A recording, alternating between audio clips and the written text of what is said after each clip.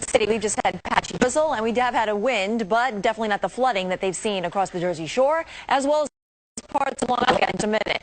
53 is all we made it to in Central Park today. That is definitely below average. We should be in the upper 60s. We are going to return to temperatures like that as we go further on into the week. So far, rainfall total since midnight in Central Park, just about 1/3 of an inch of rain. But of course, over the last 2 days, we've seen over an inch across the region.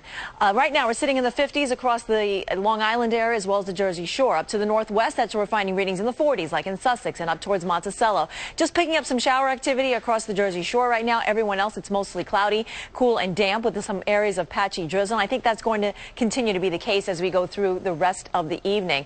We actually are under the influence of two systems. One is an area of high pressure that's sitting off to the northeast here, thus the term nor'easter, because we're seeing a strong northeast wind coming in around it, and that's what's being problematic for us at the times of high tides. It's kind of rushing the water in along the shorelines here, increasing the tides as well as the wave heights at the times of high tides, and thus we're seeing the result of flooding across the area. There's also an area of low pressure sitting down towards the Carolinas. So with high pressure to the north of us and low pressure to the south, we're seeing a funnel of northeasterly winds coming in. And again, that's causing the flooding problems across the Jersey Shore. It's also keeping the bulk of the rain off to the east, off to our west here, moving across the Ohio Valley, heading out towards the southeast. And I think that's where it's going to stay before things begin to actually work itself out as we go into the beginning of the week. That was Hurricane Joaquin, which is sitting well offshore. The center is going to move about 500 miles to our east, which is good news for us. We won't be affected by it. It's really the area of low pressure and high pressure that I just showed you that is really becoming a problem for us across the area.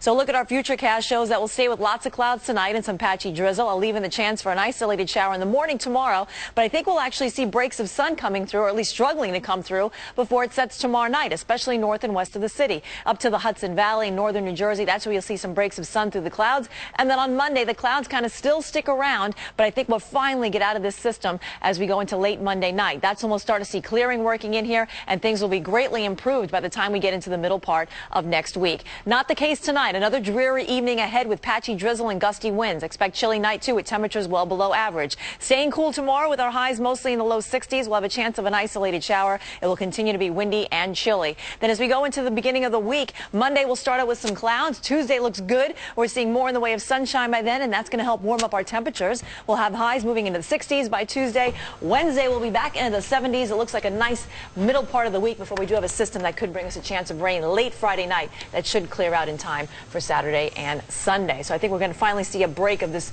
hold that we've had over our area as we go into Tuesday. So relief is on the way, folks. Midweek. Hang in there. Midweek. Yes. All right, thanks, Audrey. Ryan Celta.